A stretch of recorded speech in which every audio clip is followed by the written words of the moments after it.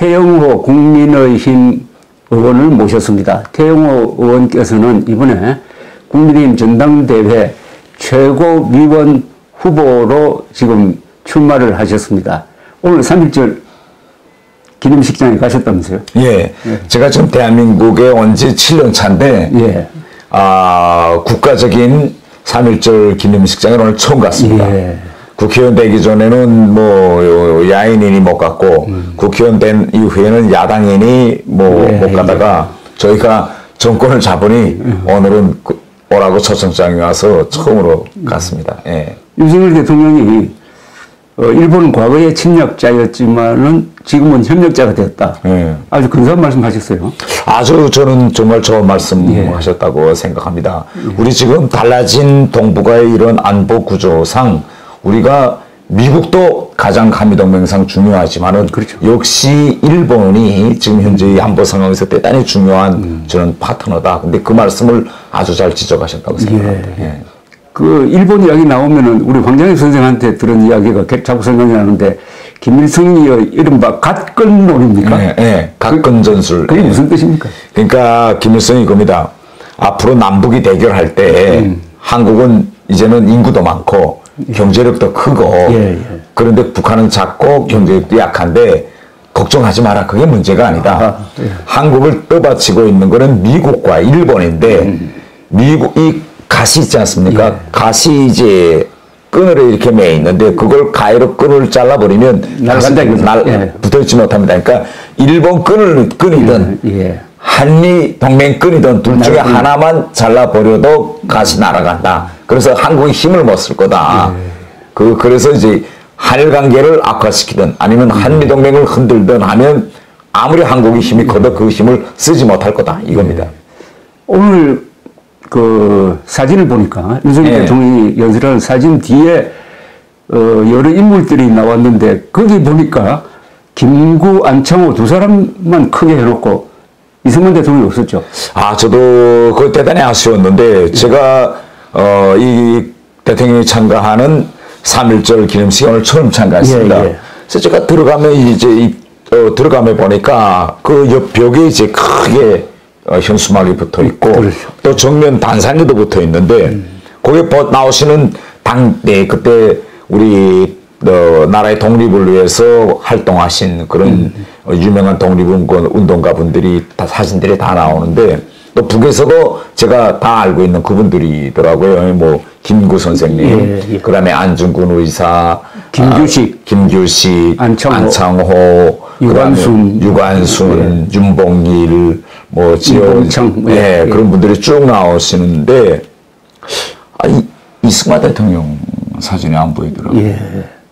저 깜짝 대단히 충격적이었습니다. 사실은 3.1 운동 전후의 역사에서 주인공은 이승만이거든요. 3.1 운동에도 영향을 미쳤고 미국에서 더구나 3.1 운동을 통해서 상해 임시정부가 만들었을 때 초대 대통령으로 추대되신 분인데 주인공 사진이 제일 크게 나와야 되는데 없어진 것 아닙니까? 이게 나는 그래서 이거 이제라도 우리가 바로 잡아야 됩니다. 왜 바로 잡아야 되는가 하면 김일성이 원래 계획했던 거는 남북 사이의 이념 대결, 체제 대결에서 김일성이 쉽게 이길 거라고 생각했습니다. 북한의 일제가 망할 때 산업시설이 북한에 있어서 그래서 김일성이 제일 말한 게 뭔가 하면 주민들의 이 밥에 고깃국 먹이고 비단 옷 입히고 기와집에 살게 하면 우리가 북한이 먼저 살게 하면 남한의 자연이 들어온다. 이런데 결국은 박정희 대통령이라는 위인이 나타나서 판이 뒤집어졌거든요. 그러니까 그 다음에 내놓은 게 역사전쟁입니다. 그래서 역사전쟁이라는 게 뭔가 하면 그러면 이 자유민주주의와 대한민국 정부에 대한 남한 국민들의 신뢰를 떨어뜨려야 된다. 그러면 이승만 정권은 태어나지 말았어야 할 불법 정권이라는 새로운 역사전쟁을 벌려서 그래서 결국은 정통성 문제에서 북한 정권의 정통성이 있다. 이런 걸 전파해야 된다. 그러면 그 이유 중에 하나로 바로 독립운동사에서 이승만 대통령이 했던 그 역할 이걸 지워버려야 된다. 나 지금 우리가 여기에 말려들어서 들어가고 있지 않냐 이런 생각이 오늘 들더라고요. 특히 윤석열 정부로 바뀌고 윤석열 대통령이 이승만, 박정희 두 분에 대한 그 높은 평가를 하시는 분이거든요. 네. 그런데도 오늘 그런 아주 이상한 장면이 보이니까 화가 나던데 그게 보훈처에서 관할한 게 아닙니까? 아, 내가 그래서 보훈처장한테 바로 이제 문제 제기를 했습니다. 예, 그러니까 보훈처장이 이거 오늘은 보훈처가 한 것이 아니고 행안부가 했다고 합니다. 그래서 제가 끝나자마자 바로 언론자를 냈어요. 이제부터 이 행사는 앞으로 보훈부로 격상되는 보훈부가 해야 된다. 그렇죠. 그리고 그렇죠. 우리가 3.1절 기념 행사를 통해서 당대의 독립운동가들을 다 내세워서 이거 바로 역사를 알리자면 이승만 대통령, 당연히 이승만 대통령도 알려야 된다. 왜 이승만 대통령은 쏙 빼냐. 현실적으로 그때 3.1 운동이 일어나게 된 역사적 배경을 보면 당시 미국 대통령이었던 윌슨 대통령의 민족 자결론, 그렇죠. 그다음에 파리 강화회 때 그렇죠. 윌슨 대통령이 민족 자결론에 이야기해서 결국은 영향을 받아서 일어난 건데, 맞습니다. 이 민족 자결론, 말하자면 일본에 의해서 식민지된 조선의 서름을 제일 먼저 윌슨 대통령한테가 전한 게 이승만 대통령이었거든요. 그때 윌슨 대통령이 브리스톨대 총장할 때. 그리고 파리 강화회에 가서 이 문제를 제기한다는 정보도 제일 먼저 안한 게 이승만 대통령이고, 그래서 그때 파리 강화에서 윌슨 대통령의 민족 자결론에 대해서 편지를 해가지고 국내 독립운동가들에도 보내고 3.1 운동이 일어나기 전 2월 달에 벌써 일본에서 그렇죠. 우리 당시 우리 한국 지식인들이 들고 일어나게 했고, 난 그리고 실제 초대 상임수석 초대 그렇죠. 대통령이 이승만 대통령 아닙니까? 그런데 우리가 이걸 부인하고, 제가 오늘 이렇게 이야기했습니다. 옆에 분들한테 우리가 오늘 이렇게 3.1 운동 기념식에 참가해서 그 독립에 기여하신 저 훌륭한 분들의 사진을 걸어놓고 이렇게 우리가 추념하고 하고 있는 것도 다 이승만 대통령의 덕분이죠. 아니, 대한민국 자유민주주의 이 시스템을 이승만 대통령이 만들어 놓지 않았더라면 오늘 3.1절 기념식은 김일성 추앙 기념식이다. 그렇죠. 맞습니다. 난 이거 왜 근본을 우리가 찾지 못하는지. 오늘 아침에 북한 노동신문을 보니까 뭐라고 되어 있는가 하면 1919년 3월 1일 평양 정오의 평양의 12시 종소리를 따라서 장대저로부터 시작됐다. 그러면 거기에 김영직이가 주도하고 7살 뭐 김일성이 그때 애인데 자기가 열심히 뛰어다녔다는 거 아닙니까? 그래 그걸 보고 옆에 사람들이 감동이 돼서 우리도 가만히 있으면 안 되겠구나. 뭐 이런 식으로 역사를 왜곡하는데, 그래도 오늘 우리가 3.1 운동을 여기서 올바로 기념할 수 있는 그 공은 누구한테 있느냐? 바로 이승만 대통령한테 있는 겁니다. 우리 대통령께서 한국의 가장 심각한 문제를 지적하셨는데, 그러니까 오늘 현재 평양에서는 김일성을 3.1 운동의 그 아버지를 포함해서 주역으로 올리고, 한국에서는 3.1 운동과 그 후에 일어난 역사의 주인공인 이승만을 지워버렸다. 이미 역사전쟁에서 지고 있는 거예요. 이거 바로 잡아야죠. 그런데 이 역사전쟁에서 지면은 체제전쟁에서 이겨도 이게 지는 겁니다. 그죠?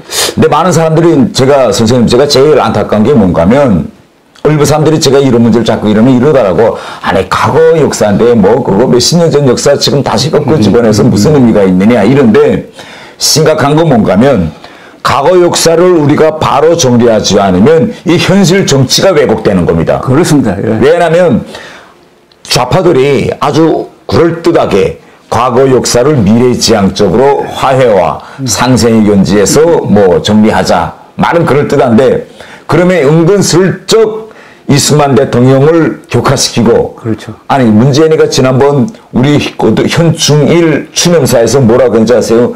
우리 국군의 뿌리가 김원봉이한테 있다. 그럼 그 비슷한 이야기 했어요.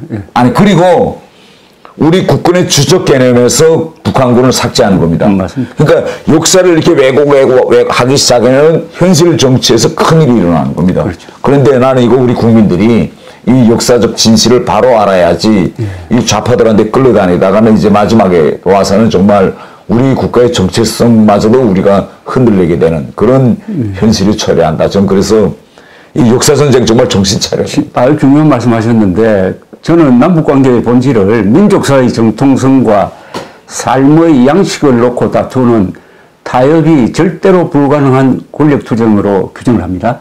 민족사적 정통성을 놓고 싸우는 게 역사전쟁 아니겠습니까? 삶의 양식을 놓고 싸우는 전쟁에서는 우리가 이겼어요. 그러나 역사 전쟁에서는 지고 있고, 역사 전쟁에서 지금은 무슨 일이 일어나느냐, 지금 말씀하신 대로 조지 오웰이 이야기했는데 이렇게 이야기했죠. 과거를 지배하는 자가 미래를 지배한다. 그런데 현재를 지배하는 자가 과거를 지배한다. 그럼 현재의 권력이 과거의 역사관을 조작한다는 거 아닙니까? 그걸 바탕으로 해가지고 미래의 권력까지 차지한다는 이 전략을 좌파들이 지금까지 해왔잖아요. 그죠? 그래서 가장 큰 피해를 입은 분이 이승만 대통령인데, 오늘 아직도 윤석열 정부가 등장하고 나서도 이런 일이 있으니까. 대한민국을 수립한 주인공 이승만 대통령을 빼면요, 그러면 이거 안 되는 겁니다. 그리고 역사전쟁인데, 역사전쟁의 핵심은 결국 김일성 일파가 남한의 종북 세력하고 손잡고 이승만을 죽이는 겁니다. 그렇죠. 이승만을 죽이면은 대한민국 건국의 정통성이 죽고 한미 동맹 정신이 죽는다는 걸 잘 알기 때문에 박정희가 주적이 아니에요. 역사전쟁에서 북한의 주적은 이승만입니다. 근데 북한은 여론 전술을 쓰고 있습니다. 이승만을 바로 치고 들어가면 우리 국민들이 이것도 역사를 놓고 이념전쟁 볼 일이냐 이렇게 됐기 때문에 우리 국민들이 확 당길 수 있게 이승만을 치기 전에 그 앞에 친일파를 칩니다. 이게 북한의 전술입니다. 그렇죠. 그래서 이승만 정권 때 같이 일조했던 백선엽 장군을 비롯해서 그때 일제 때 일본과 협력했던 이런 친일파들을 집중 공격하면서 그 다음으로 이승만으로 넘어가는 이런 전술을 쓰는데 지금 국회에 어떤 법까지 발의되어 있는 줄 아세요? 백선엽 파멸법 이런 게 나와 있습니다. 그런데 친일파 이야기가 나오셨으니까 말씀드리겠는데, 아니 김일성의 동생이 김영주. 김영주도 친일파 아닙니까? 그렇죠. 일본군에서 통일했잖아요.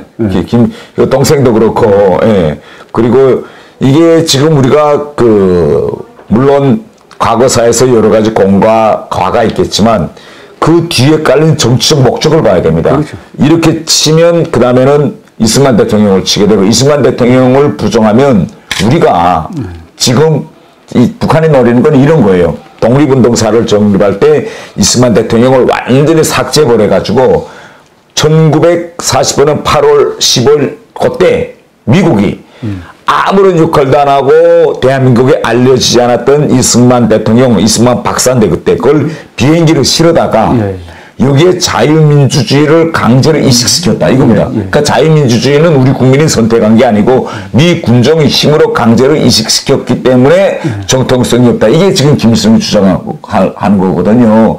이걸 지금 우리가 따라가고 있지 않느냐. 저는 이게 가장 지금 두렵습니다. 그러니까 우리로서는 이승만을 지키려면은 김일성의 정체를 폭로해야 되고, 김일성은 1945년 9월에 소련군 장교 군복을 입고 왔죠. 나타났잖아요. 하바롭스크에 들어가서 88 요단장 하면서 그때 소련군 안에 들어가서 장교복 입고. 저보고 논리 구성을 하려면은 김일성이가 4년 동안 친일파였는데, 왜냐하면은 그때 소련하고 일본하고 불가침 조약 맺었잖아요. 그죠? 안 싸웠죠. 안 싸웠잖아요. 부대 다 데리고. 그러니까 4년 동안 녹음 먹었잖아. 다른 사람들은 그 4년 동안 피를 흘리면서 나를 독립시키려고 노력을 하고 있는데, 하여튼 이 문제, 이승만을 바로 세우는 이 문제가 다른 어떤 국정보다도 저는 우선돼야 된다고 생각합니다. 그런데 태영호 의원이 탄생했다는 게 어떻게 보면 우리나라에서 역사적인 거거든요. 그러니까 탈북자 1세대가 있고 2세대가 있는데, 탈북자 1세대가 그분들이 해방공관에 서북청년단을 만들어가지고 이승만을 모시고 대한민국 건국하는데 좌익과 싸워가지고 앞장섰다고. 그 다음 6.25 때는 그분들이 앞장섰고. 근데 이제 2차 탈북자. 그러니까 90년대 이후에 들어오신 2차 탈북자가 지금 한 4만 안 되죠, 아직. 3만 4천 정도 됩니다. 그러니까 이 사람들이 정치 세력화해야 이게 제대로 되는 건데, 다행히 그 대표성이 있는 태 의원께서 이제 최고위원까지 된다면은 그건 상당히 제가 최고위원 되면 김정은이 아마 화가 나서 그렇죠. 숨이 멎을지도 모를 것 같습니다. 근데 지금번에 4.3 사건이 김일성이가 지령해서 일으킨 것보다는 너무나 당연한 역사적 사실을 이야기했는데, 저는 그 이야기를 하고 그 다음 논란이 있는 걸 감아보고, 이것 덕분에 우리 태영호 의원이 쉽게 당선되겠구나 생각했는데 그 효과가 없어요.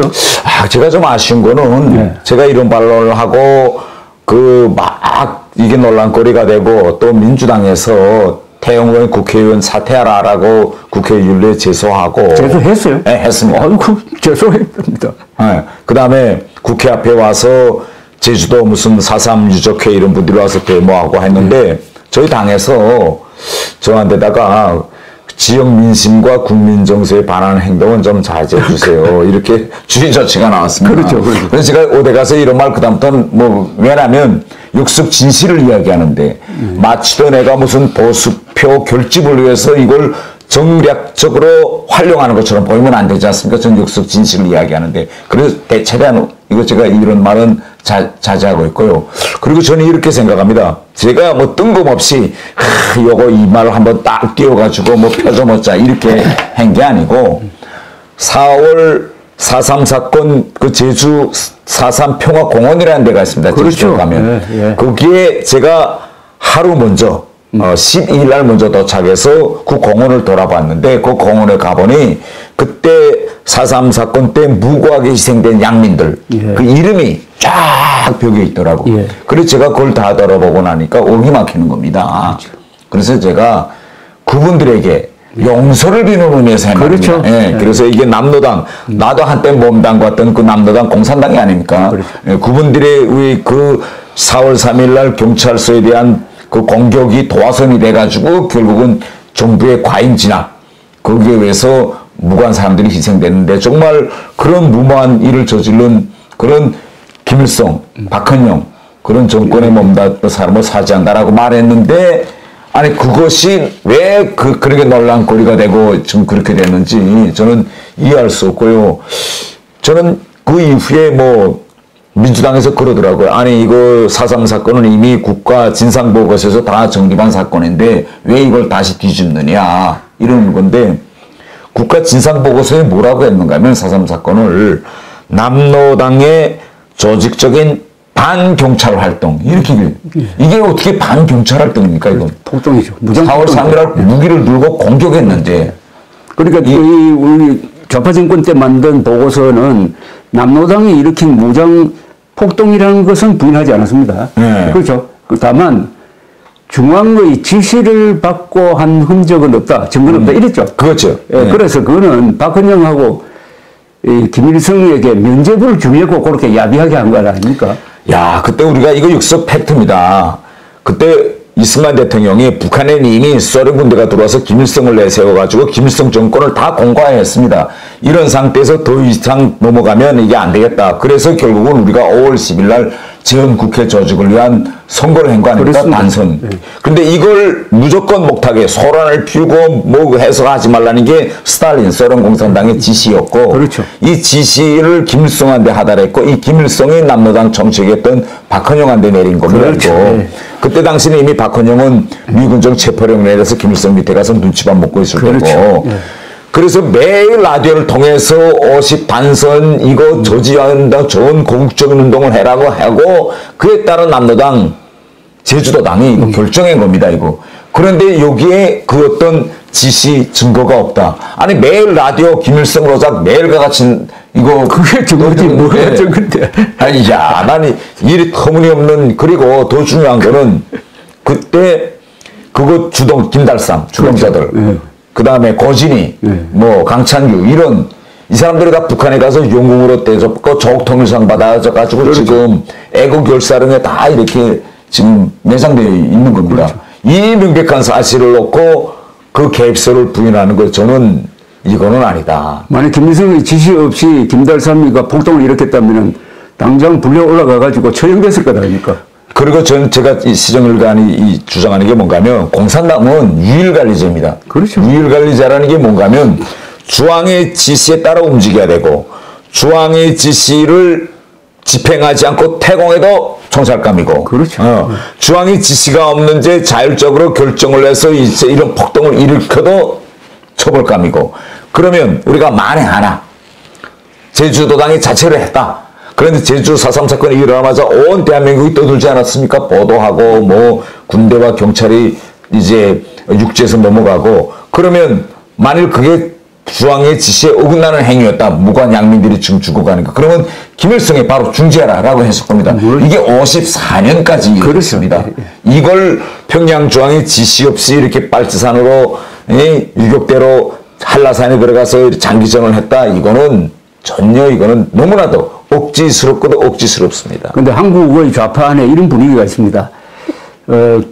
박근혜가 미제 스파이로 몰려가지고 처형되었으니까 박헌영이를 죽이고 김일성을 보호하려는 그런 분위기가 있어요. 그래서 4.3 사건 이것도 남로당까지는 괜찮은데 김일성까지 올라가면은 주좌파가 지금 장악하고 있는 남한의 종북 좌익 세력에서는 그 자기 얼굴에 먹칠하는 거니까 막으려고 하죠. 그러니까 아주 묘한 게 있어요.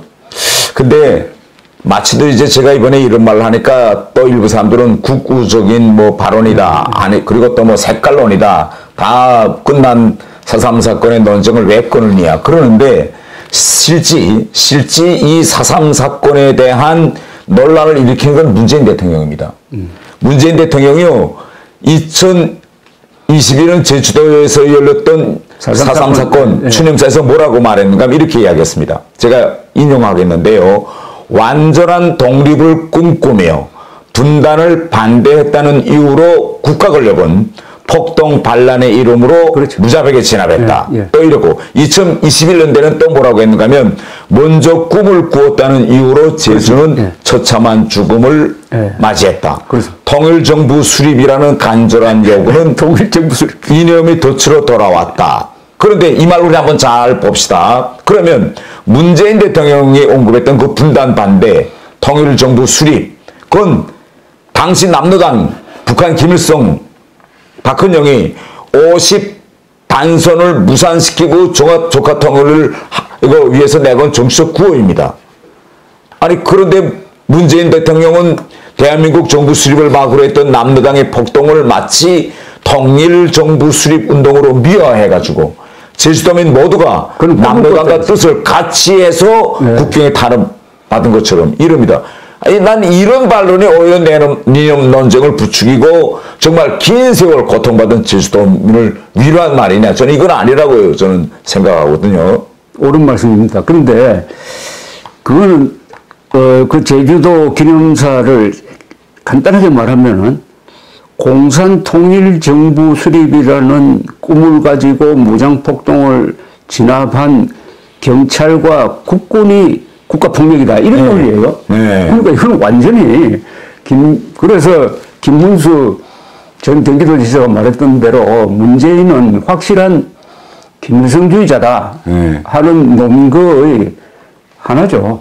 단순하게 뭐 신용복이가 김일성주의자인데 신용복을 사상가로 존경했다는 그 말뿐만 아니라 구체적인 자신의 연설을 통해서 자신의 사상을 공개한 적이 있습니다. 그래서 일부 사람들이 저를 보고 굴절된 시각으로 4.3 사건을 보지 말라 이렇게 공격하는데 나는 이런 빗나간 역사의 인식, 낡은 이념, 그 다음에 굴절된 시각으로 4.3을 보고 있는 건 저는 문재인 대통령과 종북 좌파들이라고 저는 생각합니다. 문재인 이야기 나왔으니까 하나 여쭤보겠는데 2018년 9월 19일 평양 5.1 경기장에서 문재인이 남쪽 대통령 문재인이 김정은 국방위원장의 소개로 여러분들 앞에서 뭐 하게 된 것을 기쁘게 생각합니다. 문제 발언 한 문장에서 남쪽 대통령 문재인 국방위원장 김정은 이거 어떻게 해석합니까? 이거 종북 좌파들이 쓰는 용어가 딱 있습니다. 종북 좌파들은요 북한, 남한 이런 말 안 합니다. 다 북쪽이라고 합니다. 북쪽, 남쪽. 저는 여기서부터 저는 문제가 있다고 저는 대단히 이제 문제점을 우리가 제기해야 된다고 저는 생각합니다. 단순하게 그런 게 아니고 여기 계급이 정해졌잖아요. 김정은은 국방위원장, 문재인은 그 나라의 남쪽을 다스리는 남쪽 대통령 이렇게 된 거 아닙니까? 네. 그거는 북한에서 쓰는 걸 읽은 걸로 보이는데. 글쎄, 그거 제가 팩트체크는 안 되는데, 실제 북한에서 쓴 대로 했는지, 저는 이거는 우리 정말 국군 통수권자로서 그 대한민국 그런 정부의 원수로서 평양에 가서 북한 주민들 앞에서 해야 할 그런 발언은 아니다. 너무나도 부적절한 발언이었다고 저는 생각합니다. 근데 이 4.3 사건 발언의 과정을 보면은 우리나라의 문제점이 그냥 드러나는데 4.3 사건은 김일성이가 원흉이다 하는 역사적 진실을 이야기했다고 해가지고 야당이 민주당이 윤리위에 제소를 한 거 이건 같은 편이니까 뭐 그렇다 하더라도 국민의힘까지 일치단결 해가지고 우리 태영 의원을 보호를 해야 되는데 그 말 조심하라고 한 거 이거 참 오늘 있었던 3.1 운동 104주년 그 현장에서 있었던 사건하고 딱 오버랩되는 겁니다. 그러니까 저는 이렇게 생각합니다. 이게 우리가 역사전쟁에서 좌파들한테 너무 밀리고 해서 여기까지 오다 나니 어느 게 진실이고 어느 게 이제 그 왜곡인지를 이제는 분단하기 힘든 상황까지 왔다. 그래서 제가 이제 최고위원으로 된다면 우선 이 왜곡된 현대사 이걸 제가 바로 잡는데 제가 좀 앞장서서 우리 자라나는 세대들은 정말 역사적 진실을 알고 미래를 향해서 저는 가겠습니다. 자, 그런데 그런 논쟁에서 아주 핵심적인 인물이 신영복이라는 사람이에요. 북한에서 신영복에 대해서 아셨어요? 저는 신영복에 대해서 북한에서 잘 몰랐는데 여기 그렇죠. 와서. 그럼 통역당 사건 아시죠? 통역당 사건 압니다. 그럼 통역당 사건은 북한에서 어떻게? 통역당 사건은 신영복까지는 이야기 안 하고 북한에서는 김종태를 많이 띕니다. 그 어떻게 이해를 합니까? 북한에서는 김종태는 김일성의 충실한 전사였다. 그리고 김종태의 이름을 이제 명명했던 뭐 김종태 전기기관차 공장. 김종태 공장이 있죠. 있어요. 전기기관차 공장.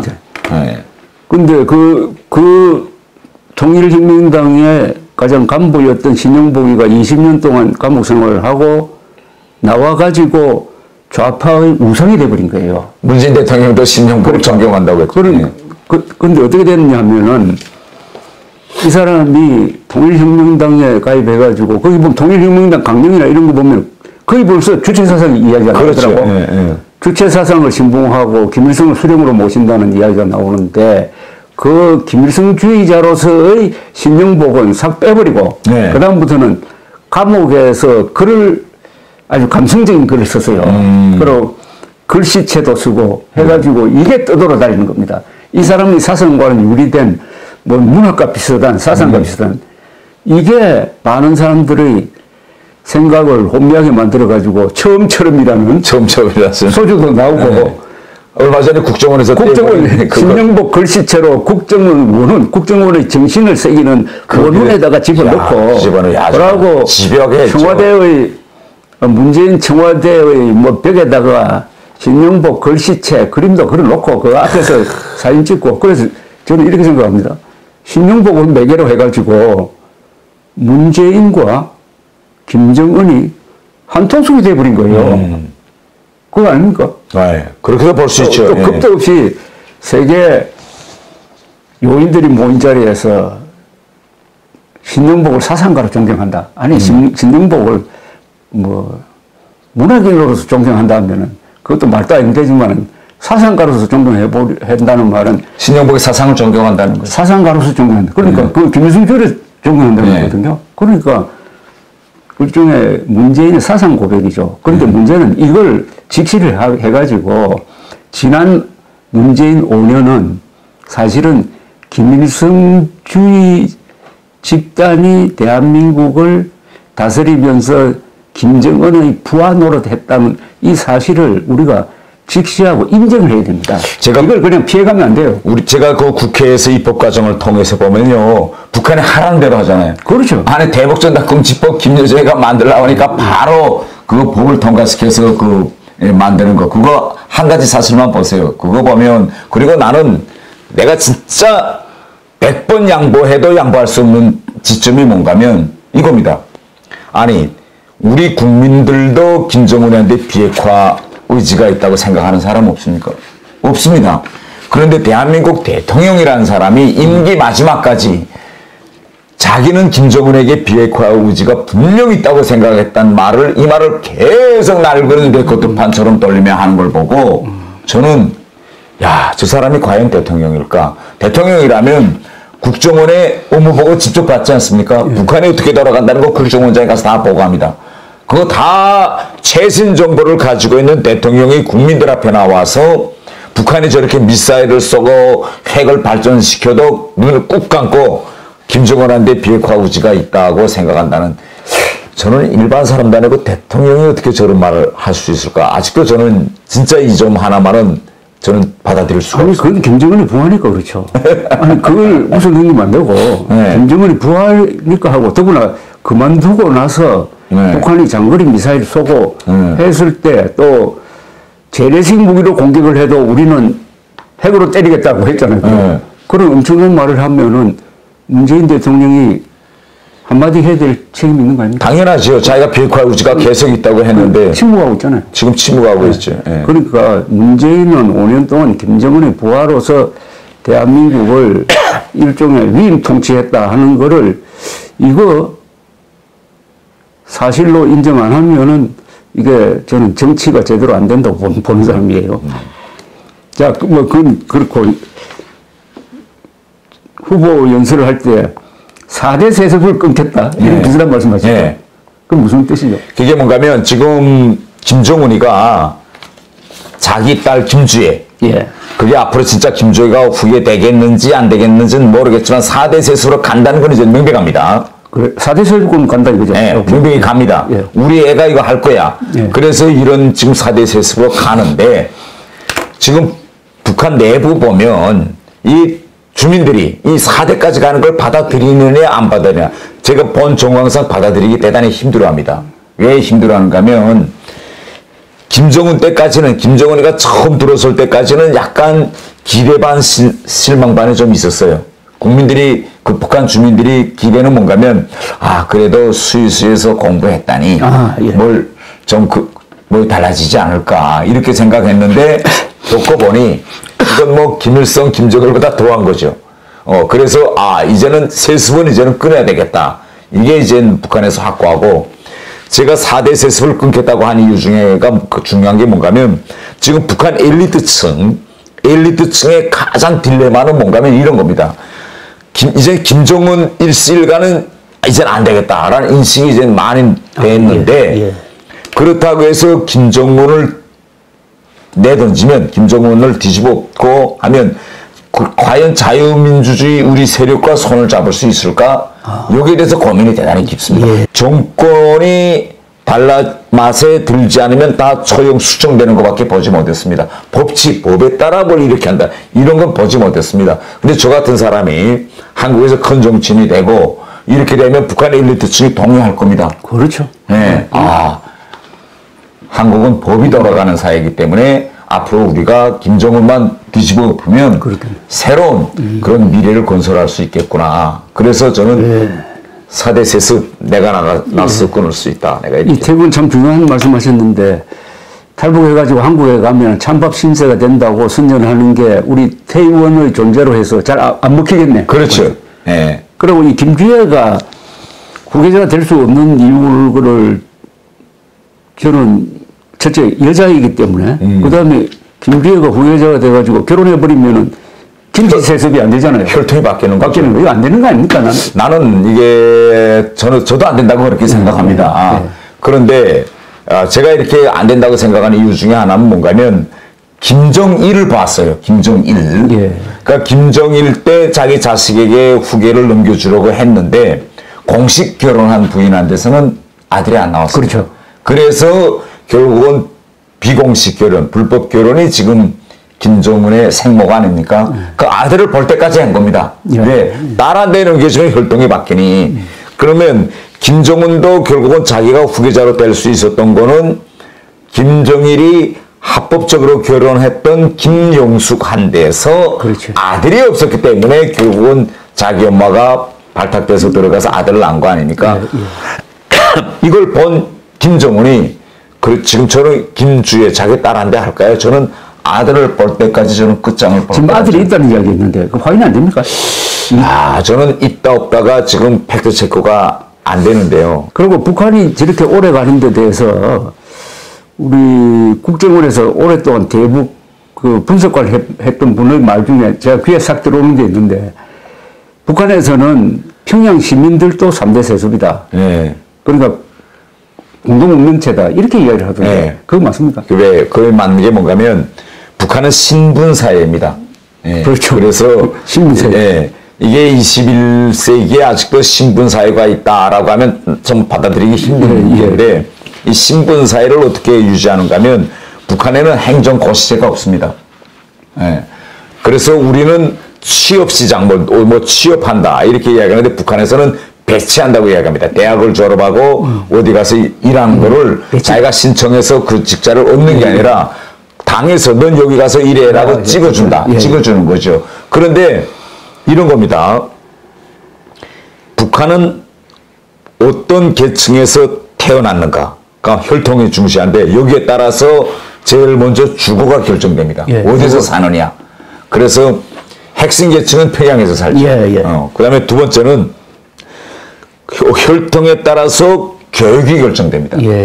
어떤 교육까지 받을 수 있느냐. 가령 핵심 계층에 들어가지 못하면 군 장교라든지 뭐 우리로 말하면 국정원과 같은 경찰 뭐 그다음에 비밀 그런 데 당 저같이 외교관직 이런 데는 절대 들어도 못 가고 그냥 그런 학문을 배울 수도 없게 이렇게 해서 우리 이조 조선 때 양반 계급들한테 그런 특성과 특권을 준 것처럼 북한 주민의 10 내지 15% 정도는 핵심 계층으로 분류해 놓고 그들만이 누릴 수 있는 그런 특권을 계속 줘서 그것도 역시 세습하게 만들어 놓는 거죠. 최고위원 되시면은 어떤 일에 주로 가실 생각입니까? 저는 우선 최고위원 되면요, 일단 이 왜곡된 이 역사 전쟁. 이거 내가 바로 잡는데 손대에 서겠습니다. 그래서 오늘도 내가 이거 3.1절 기념식 같은 거, 이런 거 이거 똑바로 해야 되겠다. 4.3 사건 같은 거 이거 바로 해야 돼. 그리고 우리가 역사 전쟁에서 이승만 대통령을 격화시키면 그게 서서히 김일성 추앙으로 이어집니다. 그렇죠. 이런 문제점을 제가 계속 바로 제기해서 왜곡된 이 역사 이거 흐름을 바로 해놓고 두 번째는 지금 우리 국민들이 잘 모르는 게 내년 1월 1일부터 이 나라에서 간첩을 잡는 국정원 대공수사권 폐지됩니다. 그렇죠. 근데 이걸 누구도 정치인들이 떠드는 사람이 없어요. 제가 나가서 이걸 떠들어가지고 윤석열 대통령이 내년 1월부터 국정원 대공수사권 폐지하는 거 제가 멈추게 하겠습니다. 지금 보세요. 간첩단들이 이렇게 날치고 이러는데 이거 가만두면 되겠습니까?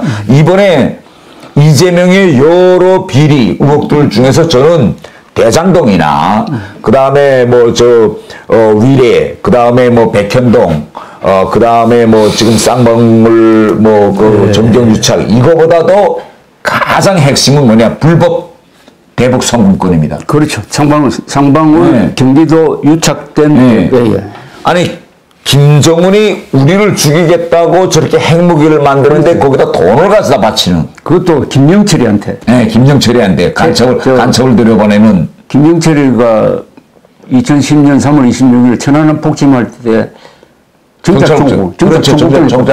김영철은 남북 경제협력 담당자가 아닙니다. 이 사람은 공작 담당자죠. 공작 담당. 대남 공작을 벌려서 우리 남한 체제를 무너뜨리는 지역입니다. 여기에 돈을 가져다 바치는 거예요. 그러니까 이게 왜 가능한가 하면 점점 대공수사권을 폐지한다라고 시간을 딱 정해놨습니다. 1월 1일. 간첩들이 자신감 생기는 거예요.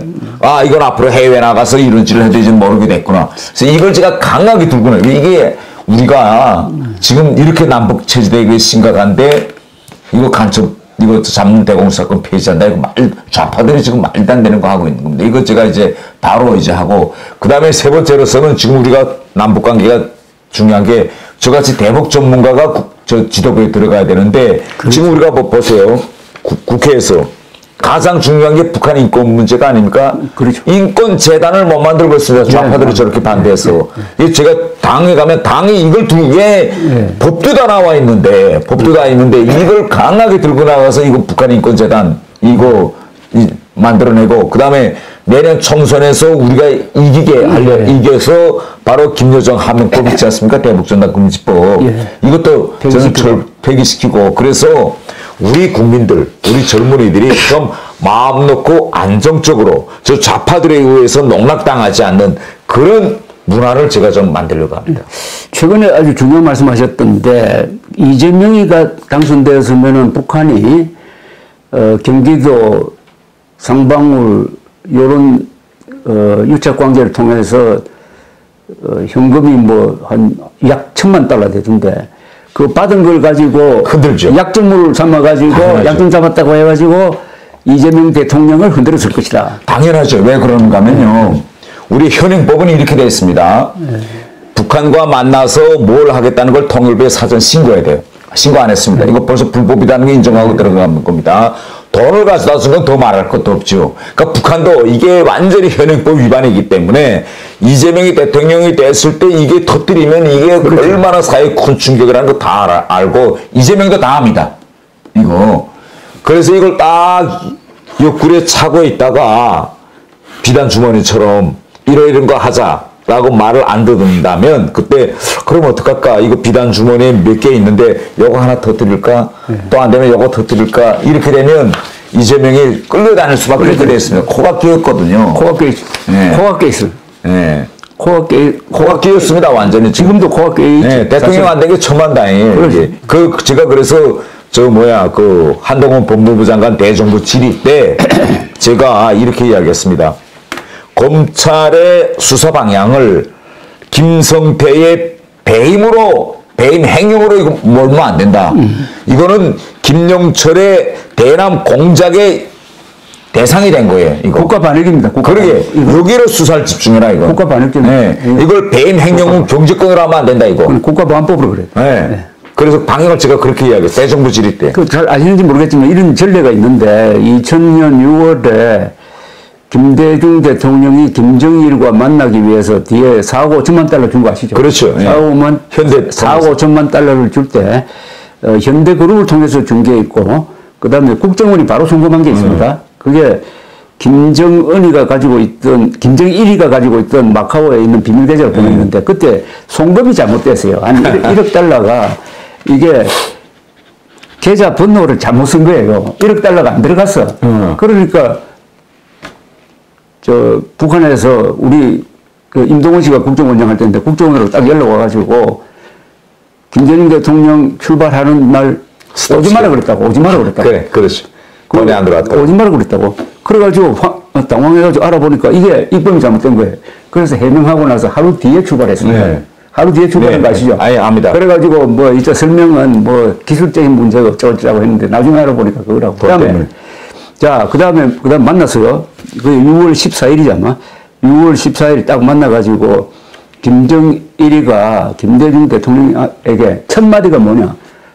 이제 돌아가십시오, 이런. 왜 돌아가야 되나. 그러니까 아주 당황했다고. 김대중 대통령이. 오늘 아침에 남한 텔레비전을 봤더니 대학교에서 인공기를 올렸다고 해가지고, 잡아가는데 이런 분위기에서는 회담 못 합니다. 그렇죠, 그때. 대통령께서도 만나는 것 자체가 의미가 있다고 했으니까, 이제는 만났으니까 돌아가십시오. 이렇게 이야기합니다. 완전히 갖고 놀아요. 네. 자, 그런 분위기에서 만들어진 게 6.15 선언 아닙니까? 네. 6.15 선언은 1항, 2항 전부 다가 북한 노동당 정권의 연방제. 노동당 정권의 대남 공작 전략에 다 합의해 준 것 아닙니까? 네. 그러니까 약점 잡힌 거죠. 약점 잡힌 상태에서 6.15 선언이 나오고 그 뒤에 계속 약점 잡혀가지고 그래도 문재인보다는 조금 덜 했지만 김대중은 이렇게 돼버린 건데 지금 말씀하신 게 그게 이미 과거에 실현이 됐어요. 네.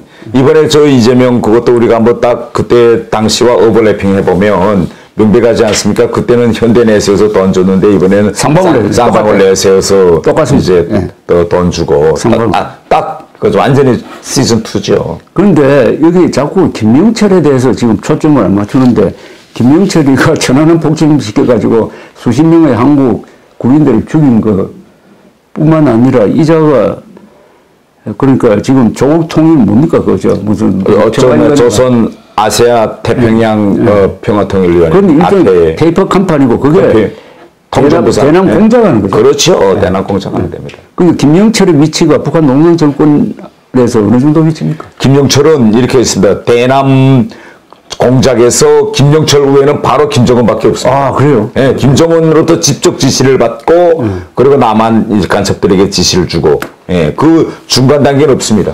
그러니까 상방울 이 사건은 바로 김영철한테 이야기해서 김영철이 김정은한테 이야기하고 이렇게 딱 연결됐어요. 그러니까 상방울 이 사건은 이재명과 연루된 일종의 대남 공작 협력 사건이네. 그렇죠. 예. 그래서 제가 이재명이 대통령이 됐다면 정말 큰일 날 뻔했다고요. 큰일 날 뻔했어요. 예. 완전히 지고 흔들 뻔했어요. 예. 그리고 지금 한국의 통일 정책에서 지금 권영세 장관이 과거의 그 뭐 이인영이나 이런 사람들하고는 확실히 다른 스탠스를 잡긴 잡는데 그 용어 문제인데 이 남북 관계라는 게 용어 전쟁 아니겠습니까? 네. 그죠? 흡수 통일 이야기가 나올 때마다 아 우리는 흡수 통일 안 한다. 라고 이야기하는데 그렇게 변명을 할 필요가 있습니까? 그건 여러 문제점이 좀 있는 것 같습니다. 그 지금까지 모든 남북 정상회담은 북한과 좌파 정권하고만 딱 있었습니다. 네, 그래서 저는 이렇게 생각합니다. 우리 우파마트 좀 봐야 돼요, 북한이. 네. 좌파가 얼마나 자꾸 들으니까 그렇죠. 좌파들은 가면 막 북한에 대해 박수치고 좋다는 얘기가 너무 하니까 오판할 수도 있거든요. 그렇죠. 그래서 저는 윤석열 대통령 때도 한번 좀 김정은이 만나서 따끔한 소리 좀 한번 하고 우리 대한민국이라는 게 우파도 있고 좌파도 있지 않습니까? 우리 우파의 원칙적 있는 말 좀 하자. 그래서 북한과 한 번쯤은 좀 이렇게 붙어봤어야 되는데 후수통일을 자꾸 이야기하면 북한이 너무 반발할 것 같으니 그래서 이제 지금 권영세 장관이 전술적으로 그런 말은 좀 약간 희석시키려고 하지 않는가 저는 이렇게 생각합니다. 근데 이 흡수통일 반대론이 언제부터 나왔느냐 하면 90년대 동서독 통일된 다음에 이 좌파들이 그렇죠. 불안감을 느끼니까 이 우리 헌법이 정한 게 자유통일이거든요. 그렇죠. 헌법 제4조가 제가 바로 그때 그 윤석열 대통령이 또 최근의 논란이 그겁니다. 윤석열 대통령이 통일부 무보고 받으면서 뭐라고 말씀하셨는가 하면 앞으로 통일은 국민을 잘 살게 해주는 체제 중심으로 가는 것이 상식이다. 이렇게 말했는데 좌파들이 그 다음날 민주당에서 저건 흡수통일을 이야기하는 거다라고 바로 공격하더라고요. 그래서 제가 아니 그럼 우리 잘 사는 대한민국 체제 중심의 자유민주주의 통일을 해야지 김씨왕조 중심의 그렇죠. 통일하겠느냐. 그때는 아니 흡수통일 알고 무슨 통일이 있느냐고 물어요. 그래요. 그러고 우리 헌법 제4조가 자유민주주의 기본 질서에 입각한 평화적 통일. 이거 줄이면 흡수통일이거든요. 그렇죠. 그러니까 흡수통일은 헌법이 명령하고 있는 명령하는 겁니다. 북한은 적화통일이고 그러니까 말은 제대로 하고 나서 뭐가 돼야지 흡수통일 아닙니다 하는 순간부터 변명을 해야 돼요. 그럼 집어 들어가는 겁니다. 그러게. 그리고 우리나라에서 용어가 또 잘못된 게 북미란 용어를 쓰잖아요. 그죠? 미북이라고 해요. 미북. 아니 이게 우리는 요새 이제 윤석열 정부는 미북으로 바꿨겠지만은 문재인도 항상 북미 했거든요. 이거 벌써 잘못된 거죠. 잘못된 정도가 아니라 헌법 위반이거든요. 헌법 위반에. 북한은 국가가 아니잖아요. 그렇죠. 우리는 북한을 국가로 안 보니까 북미하는 순간부터 이거는 그리고 또 잘못된 게 좌파를 진보라고 불러주는 순간부터 우리는 지는 거예요. 왜 진보라고 부르면 안 되는가 하면요, 선생님. 원래 제가 유럽에서 많이 오래 생활하지 않았어요? 진보의 가장 중요한 가치는 인권입니다. 인권이죠. 인권이. 그 어느 진보 정당도 인권에서의 보편성 원칙을 다 주장합니다. 그렇죠. 근데 대한민국의 이 좌파들은 진보로 가면서 북한 인권 문제만 나오면 입을 딱 닫습니다. 그렇죠. 그렇기 때문에 저 진보라고 하면 안 돼. 뭐라고 불러야 됩니까? 좌파. 정북 좌파. 또는 퇴보 세력이라고. 자, 그런데 지금 외통이니까 공개하시고 계실 것 같은데 우크라이나에 대한 지금 우리 무기 지원을 해야 된다고 해가지고 나토에서도 사무총장이 한국까지 와가지고 강조를 하고 미국도 그렇게 강조를 하고 하는데 이 국민 여론은 또 무기 지원 반대가 한 70%나 되더라고요. 이 문제에 대해서는 어떤 스탠스를 갖고 계세요? 이게 지금 대단히 이게 예민한 문제인데 이런 겁니다. 우크라이나에 어떤 방식으로 무기를 주겠느냐 이건데 우크라이나는 직접 달라는 겁니다. 그렇죠. 한국이 가지고 있는 거 좀 직접 달라 이거고 우리는 주고는 싶은데 직접 주면 러시아와의 관계가 어그러지는 겁니다. 근데 우리나라에서 우크라이나와의 관계에서는 중소기업이 많이 관여하고 러시아와의 경제관계에서는 대기업이 많이 지금 들어가 있습니다. 그래서 제가 실제 대통령이 현안을 해보니 대기업에서 될수록 좀 이 우크라이나 무기 지원 문제 때문에 러시아와의 관계를 악화시키지 말아달라. 이게 대기업의 항상 요구입니다.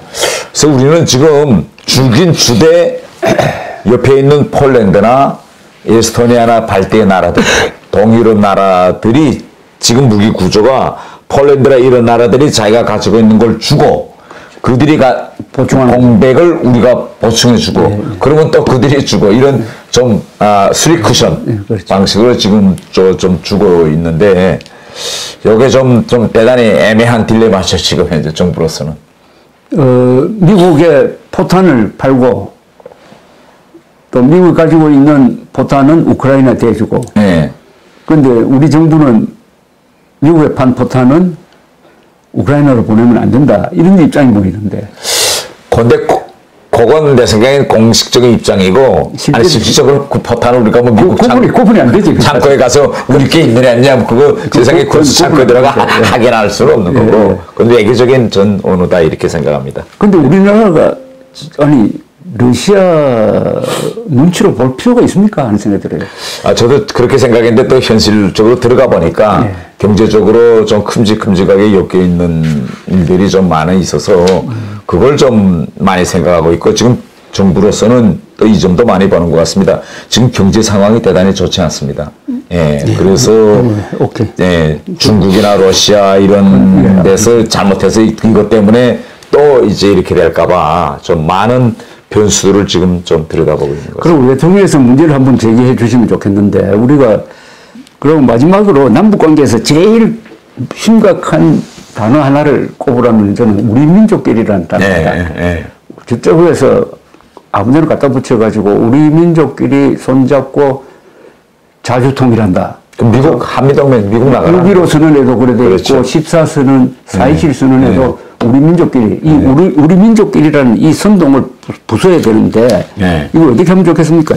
우리 민족끼리를 어떻게 말로서 이걸 무력화시킬 수 있을까요? 글쎄요, 이 북한이 우리 민족끼리를 쉽게 이야기하면 한미동맹 깨라는 겁니다. 그래서 북한이 항상 주장하는 게 외세 간섭 배격 우리 민족끼리 이걸 계속 주장하거든. 이거 있거든요.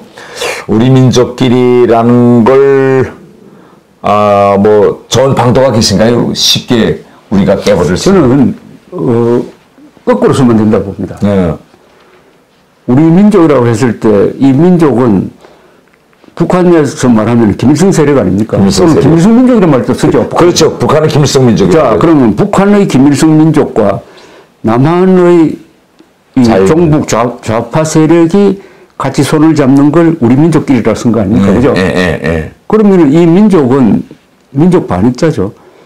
그러니까 민족 반역자 김일성과 그 민족 반역자를 추종하는 남한의 종북 세력이 우리 민족끼리라고 했으니까 우리 민족 반역자끼리다 해. 좋은 표현. 북한은 김일성 민족이라고 합니다. 그러니까 당신이 말하는 우리 민족은 그건 우리 민족 반역자끼리라는 작당이다. 이렇게 대받아 쳐버려야 된다고 생각합니다. 중요합니다. 그래서 이 기회에 남북관계에서 결국은 어디서 결판이 나느냐 하면은 누가 민족 정통 세력이고 누가 민족 반역 세력이냐 이것 아닙니까? 그래서 우리가 민족 정통성을 주장하는 것은 우리는 역사상 삼국시대, 신라의 삼국통일, 고려, 조선, 그 다음에 대한민국으로 이어지잖아요. 북한은 신라 삼국통일을 부정하잖아요. 그죠? 그렇죠. 고려, 그죠? 고구려 발해를 넣지 아마. 발해도 약간 넣지. 발해, 고려, 조선, 북조선. 그래서 민족사적 정통성을 분명히 가야 되니까 제일 중요한 것은 북한 노동당 정권은 우리 민족사의 이단 세력 아닙니까? 이단 세력이죠. 이단 세력이고 발해는 우리 민족사의 지류거든요. 지류죠. 신라와 도저히 견줄 수 없으니까. 그래서 민족사적 정통성을 확실히 하기 위해서는 누가 민족 반역 세력이냐, 누가 민족 정통 세력이냐, 이걸로 그러면은 김일성이가 민족 반역 세력이라고 설명하는 거는 너무나 쉽잖아요. 옳습니다. 그 3대에 걸쳐서 죽인 사람 중에서 외국 사람이 몇 사람 있습니까? 99%가 전부 다 우리 동족을 죽이는 동족을 거니까 죽이는데. 이놈이 이거는 민족 반역죄가 아니면 누가 민족죄를 옳습니다. 예. 젊은 층에서 이 역사를 잘 알아야 된다. 너무 지금 최근에 우리 젊은이들이 역사를 잘 모르는데, 이제 제가 뭐 혹시 가능하겠는지는 모르겠지만은 당 최고위원으로 들어가면 우리 당의 정체성, 이 보수의 가치, 이것부터 제가 바로잡는데 제가 앞장서겠습니다. 저는 오늘 이렇게 대담을 하고 제일 감명받은 게 역사전쟁의 기수가 되겠다는 예. 그 말씀인데 예. 사실은 역사전쟁의 기수가 될 만한 업적을 이미 남겼습니다. 그죠? 그래. 예. 이걸 근거로 해가지고 오늘 3.1절 그 행사장의 문제를 지적하고 이걸 문제로 생각하는 사람이 한국에 없어요. 정치인도 없고 유일하게 지금 그걸로요. 그러니까 내가 우리 국회의원들과 한데도 막, 이거 왜 이승만 대통령이 없느냐라고 막 이야기하고, 그 다음에 그리고 보훈처장한테도 이야기하니까, 보훈처장은 내 생각 전적으로 동의하더라고요. 옳습니다. 이거 무조건. 사실 다 안 띄우든지, 아니면 당대 독립운동을 띄운다면, 당연히 이승만 대통령을 제일 먼저 내세웠지. 최고위원 자격이 충분합니다. 적극적으로 좀 응원해 주십시오. 감사합니다. 감사합니다.